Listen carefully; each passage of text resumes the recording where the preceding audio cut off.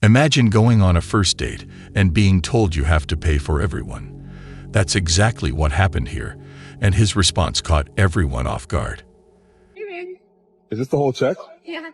I'm not paying for the whole check. What? Why not? I asked you out. But you're the man. You invited them. And? Are they gonna let me too? Yeah. We're not Oh, okay. Yeah. What? Wait, what?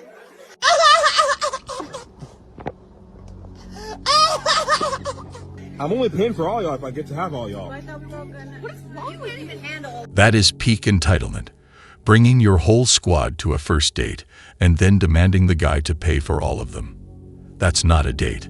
That's just using someone as a surprise ATM. We are just getting started, and this level of audacity is already wild. Date just walked out on me within 30 seconds of seeing my face. He saw me. He said, I'm gonna go to the bathroom. He also, when he saw me, I was with Francesca, her boyfriend, and Nick. So, like, not the best look, like, situation-wise, but he kind of stuck up on me. He was like, I'm gonna go to the bathroom. He never... Yeah, no, he walked in and, like, everybody was together. Walking out after 30 seconds isn't rude. It's self-respecting. That man saw the red flags immediately. When you show up with your squad to intimidate or test a guy, you deserve to eat alone. No respect, no reason to stay. Is it about you that you think is so great a man should turn over his entire wallet to you? I'm looking for a partner. I didn't say I want someone to turn over his entire wallet to me. My past is dictating what I want in the future. That's why I want a man that's a provider and a protector, because I haven't had that. Yeah, that's not gonna happen. Yeah, no. But you're trying to come at me like I'm some chick that wants a handout. That's pretty much what she just said 1 minute ago. Wait, you have had a provider? No, I didn't. Actually, no one provided for me. You went on a dinner date that cost like $3,000. He's not paying my bills. Wait. I mean, he taking me out to dinner something is in it for him, because he's enjoying the dinner also. What's in it for him? Oh, he loved it. He loved companionship. He says the He best gets meal. that and you get that. Yeah. So, but him paying for the dinner is one directional. That's his choice. He's also Wait, is that your guy. expectation? You want to meet a guy who's willing to be a provider? Yeah. You want to meet a guy to pay for your bills? Yeah. I don't know what's crazier, the date or the expectations. But seriously, guys, if the first one costs $3,000, what's the second supposed to be? If I ever go out with a man and he does not pay for my friend, I will never speak to that man again. I beg your pardon? This one time, this guy that liked me invited me out with all of his friends. And I was like, okay, well, I'm with my friend. He's like, great, bring her. We all eat, we laugh, everybody orders, it's fine. My friend had to leave early because she had something to do. That was the original plan. But why? Why would you do that? So when she left and the bill came, his guy friends were like, your friend just ditches and leaves on the bill? I was like, there's like 7 guys here. How can someone just walk out without paying and think that's okay? Let's give that person the benefit of the doubt and say they really had somewhere to go. Then just pay for your tab and go respectfully. All got a prefix menu and unlimited drinks. The total was less than $100. Not that even the total mattered. I felt so uncomfortable. I looked at the guy that invited me and I was like, hey, look, it's fine. I'll pay for it. And he's like, no, don't worry about it. He's like, my friends, they don't know any better. But in my head, I got the ick. What? What?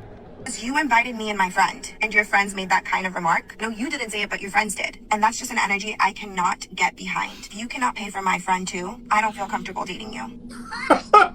God! You can't make this up! Gentleman thing to do. If you can't do it, it's okay. Just don't say yes to my friend coming. Because splitting the bill and things like that, no thank you. He even offered to pay for her friend. I don't see what else could have been done here. Buddy,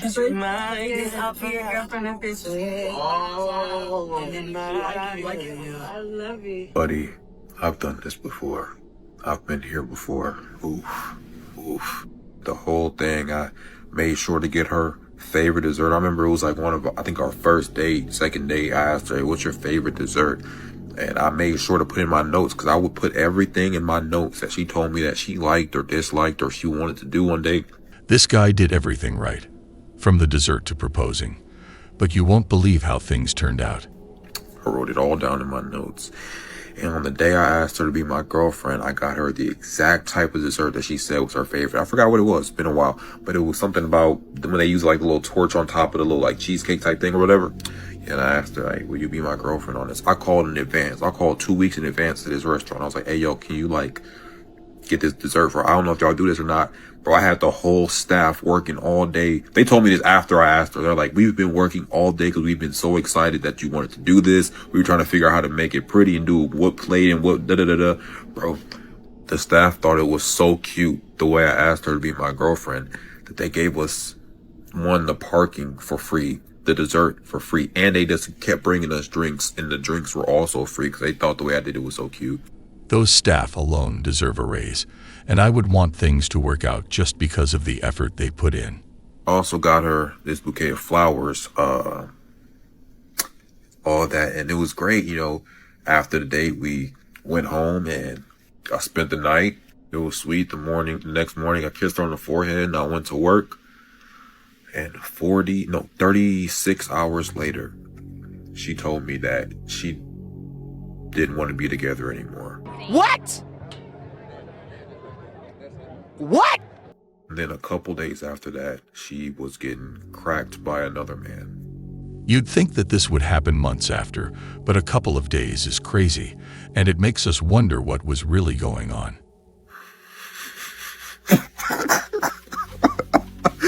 It's not funny. It's not funny, but it's like, dang, dude, really? A couple days? Oh my gosh, when I found out, I was so sick. I remember after I found out, because I found out like in person, like in her face, in her apartment, that she had been cracked by another dude. And when I heard that, I swore on everything. All I could hear was static. I stood up and I just walked out her apartment. And I ended up in my car. I don't even remember how. I just remember I ended up in my car and I ended up in front of my house. Mind you, she lived an hour away. I don't remember the car ride home. This led me down the path of being so utterly numb for a while. I was cracking other shorties and I felt nothing. I realized something had to change. That's when I became a little church boy because, I couldn't live like this no more. It's a really unfortunate situation, but I'm glad he can look back and see a lesson learned because, at the end of the day, nothing is worth losing yourself to someone who only saw you as an option. You literally asked him to bring us 2 separate checks. Yeah. Hey, boss, did you sure you added the double shot that she ordered? You made sure to put that on hers, right? I did. No, I appreciate it, boss. why are you so cheap? What do you mean, why am I so cheap? In the first place, appreciate it. I'll take care of mine right now. I'll wait around. No, that's all good. I'll take care of mine. Have you ever seen this though? Like, he's the one that asked me to she'll come. take hers. He's the one that's been begging me to come out and eat with him. What do you mean I've been begging you to come out?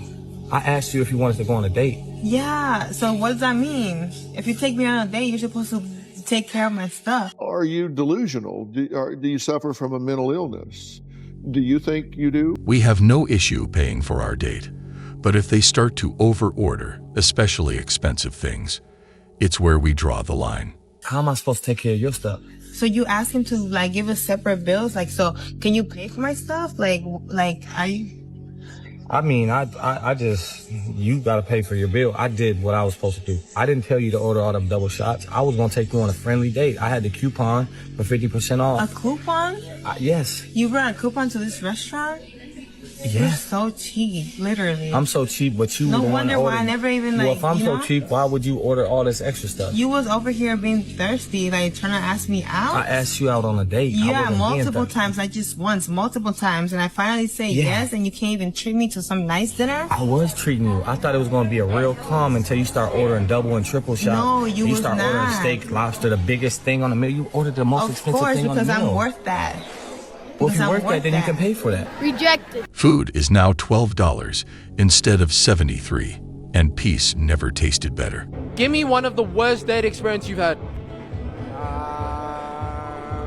Went on a date. Obviously, it's a date. It's supposed to be 2 of us. She arrived. She got there with her 2 friends. I'm like, oh, hi. I thought it was just the 2 of us. Like, no, it is just the 2 of us, but they're just here for protection. I'm like, alright, cool, nah. I'm not having this. I live. So you didn't even move forward with it. You were just nothing. No. You live once, dude. Don't let people waste your time. You're goddamn right. A date means 2 people. Once friends show up, It's not romance anymore. It's a sign to go home. I miss the days when dating was about connecting with each other, not ordering the most expensive thing on the menu. We've got even more first dates coming up. And trust me, the standards will leave you speechless. At this point, if you're not paying my bills, I'm not even going on a date with you. I have very, very limited bandwidth mentally. I have to think about like paying bills and rent. I just don't have the energy for a date. I missed the part where that's my problem. And like if I've spent money on my rent, I don't want to leave my house. I'm gonna get my money's worth. If I'm gonna like de-stress and like get ready, get a mani-pedi, do my hair, do all of those things so I can go on a date with you, I can't do that and focus on things like finances. No. I'm very happy alone with my dog at home. Do me a favor, please. Get out of here. That goes for us too. We got to save up money for the date, wear good clothes, pick the place, and most importantly, the time, which is more precious than any bills or rent. This guy was waiting for his date for 30 minutes, and everyone thought she wasn't going to show up. 30 minutes is crazy. I'm glad she showed up because I was about halfway out my door. I'm not about to leave one of my brothers to his lonesome like that. He even got the flowers. But let's be real. As long as the other person is letting you know they're running late, it's fine. But other than that, people should respect the time and tell us. Guys, what's the longest you'd wait on a date before going out? This is how bad you did not want to work anymore. Oh, so you're a gold digger and you married an older dude and are humiliating him to millions of people online. Why would any guy, let alone a rich, successful guy, tolerate his woman disrespecting him like this? Like, you can't be that down bad, bro. Guys, go to a church, find yourself a godly woman that will respect and love you for who you are and not do this humiliating you so that, I don't know, her feminist friends find it funny or something. Yes! Hell yeah! I wish it was that easy, but at the end of the day, it's safer not to take the risk and be at peace. Shocked because we are at the restaurant. The table here next to us, there were two couples and they finished. Oh my God. And the two women, they left first to pay. And I saw and I said, no, they will not pay. They will not pay. No, they are paying. They are paying for the men. Mind your own business. And the men were just like there, like just waiting. Okay, yeah, like princesses. Welcome to our world. I'm shocked. Is this okay for you? This is normal for you? This is your order. Oh my God. Oh, boo-hoo. You know what I'm thinking, guys.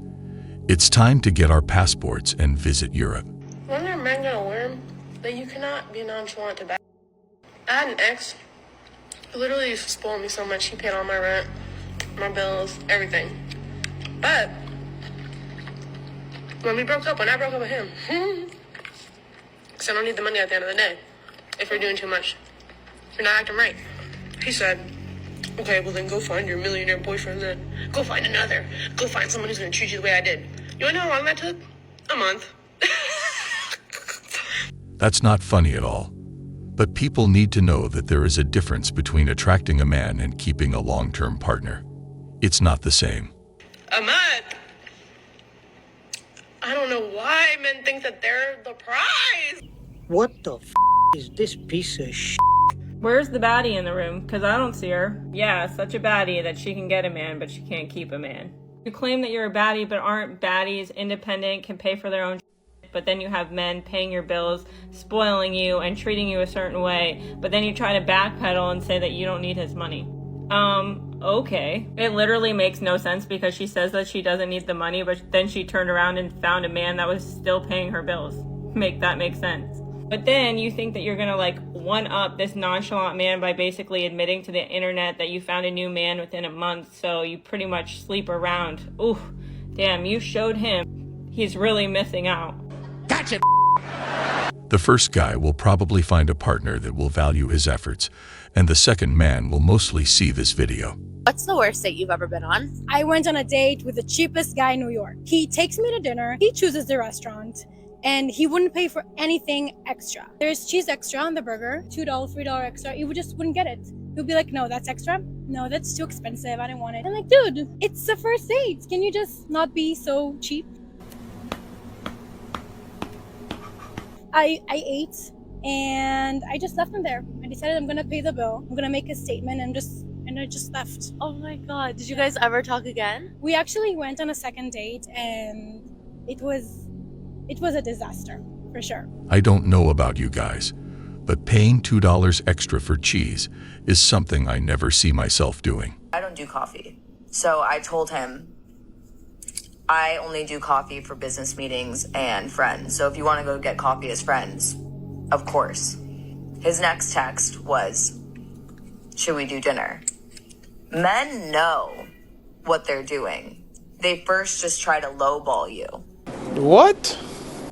To see if you would just go with it.